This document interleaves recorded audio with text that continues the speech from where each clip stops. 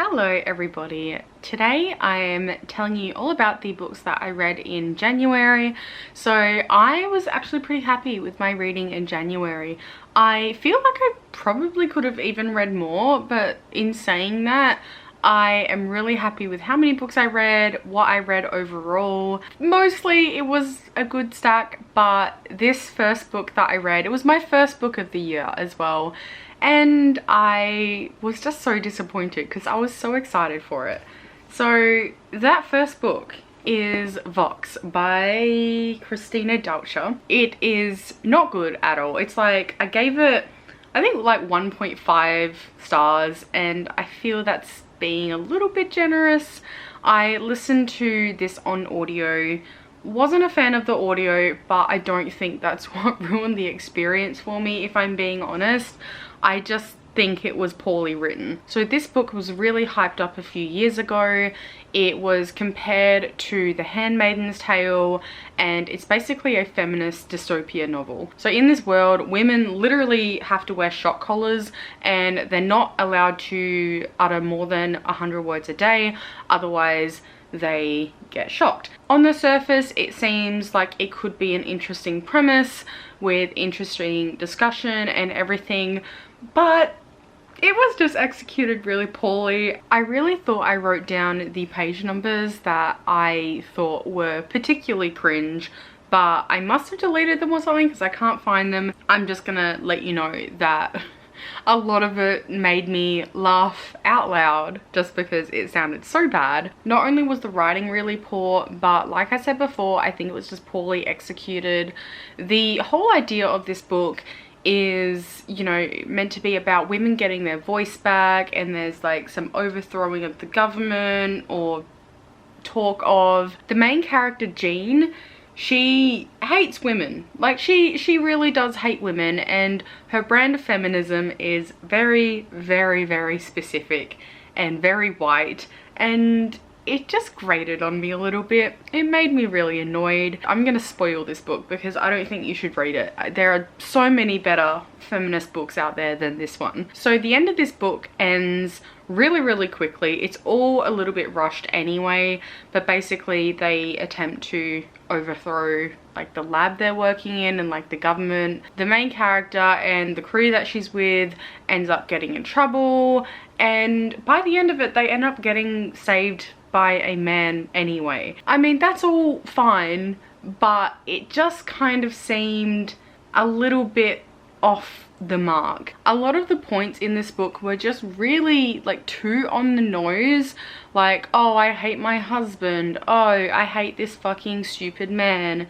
And it's like, I get it. I get what you're trying to do there, but it really just didn't flow well, and it just seemed like shitty, cheap writing.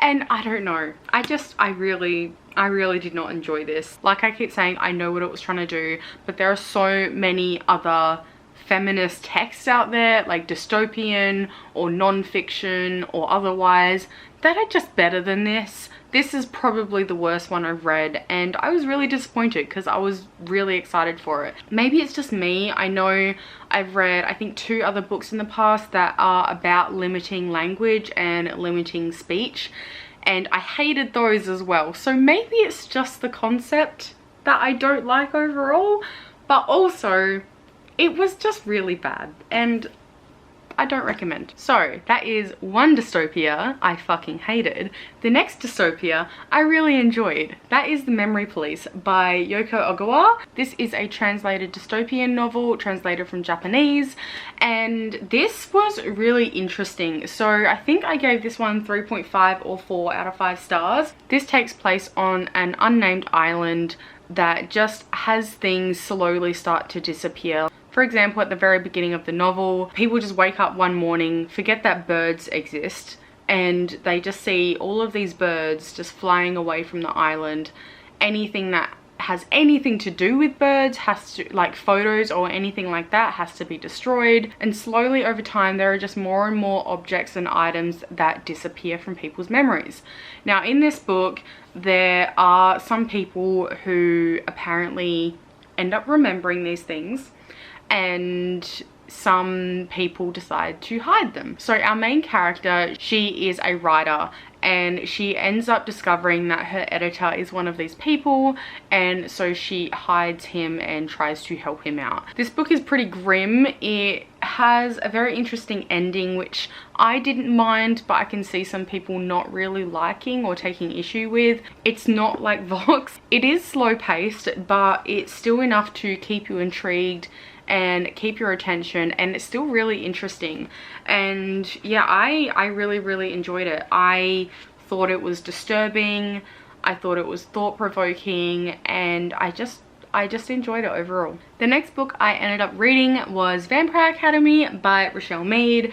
This is a reread for me. This copy is very old, but I just felt like picking it up one day. I think I was going to the beach and I didn't want to bring like a really new book with me because I knew that it would probably get wrecked a little bit, and I ended up starting this one there and I just kind of devoured it. I had so much fun. This definitely has its issues. It has a lot of problems. It has like a really creepy like student teacher relationship. Like, I know it's bad and I know it's not good, but also I can't help but enjoy every second I read of this. The next books I read are all from the same series. I decided to reread these. I really need to finish rereading the series and catch up, but I started my reread of the series in January on audiobook, and that is the Wayward Children series by Shauna Maguire. So book 1 is Every Heart a Doorway, book 2 is Down Among the Sticks and Bones, and book 3 is Beneath the Sugar Sky. And I just love these books so much. The audiobooks are really well narrated. They are only like 4 to 5 hours long each, so they're really easy to get done in a day that you just kind of like cleaning or chilling out or doing other stuff with your hands. Like, it's just really easy to listen to, and I just adore these books so much. This series basically follows children who end up in portal worlds, kind of like Narnia, and then they end up back on Earth, and they are really struggling with how to cope and really want to go back to their world. And so this series explores that, and I think it just does a really good job. It's beautifully written. There are so many like well-rounded, amazingly written characters in here, and they're such tiny books, but there's so much packed in here. And I'm really excited to continue reading the series because I haven't read the most recent ones. I think the past 2 or 3 I've missed out on, so I really need to catch up. But yeah, loving them. If you haven't read them, I know these were big a while ago, but if you haven't read them, definitely pick them up. They are so good. And the final book that I read in the month of January was Remina by Junji Ito. Now, I don't own this one yet. I do want to buy it, and I did really enjoy it. I think I gave it, I want to say 3.5 out of 5 stars for this one. My friend took it with her while we were away, and so I just kind of like took it and read it because it only took like an hour. While it's not my favorite Junji Ito, I still really enjoyed it. If you're familiar with Junji Ito's writing, then you'll know in a lot of his shorter stories they kind of follow a formula, and you know what, I'm okay with that. Like, it's cool. I still overall really enjoyed it, and yeah, I really loved the artwork, and it was a quick read. And now I just need to have the physical copy. So they are all of the books that I read in the month of January. I'm really excited for my reading in February. I've got a few books planned that I'm just so excited for, and I think it's going to be a really good reading month. I had such a good time apart from Vox in January, and I'm hoping that luck kind of continues throughout the rest of the year. So let me know what you read at the beginning of the year. Did you have luck with your reading? Did you have any bad reads at the start of the year? Let me know how it went. Remember to give this video a thumbs up and subscribe if you enjoyed this video. I will leave all of my socials down below as well. It is Books with Neeks on Instagram and Twitter, and also I stream on Twitch at twitch.tv/tkitty with 2 Ys. I hope you have a good day or night, and I'll see you all next time.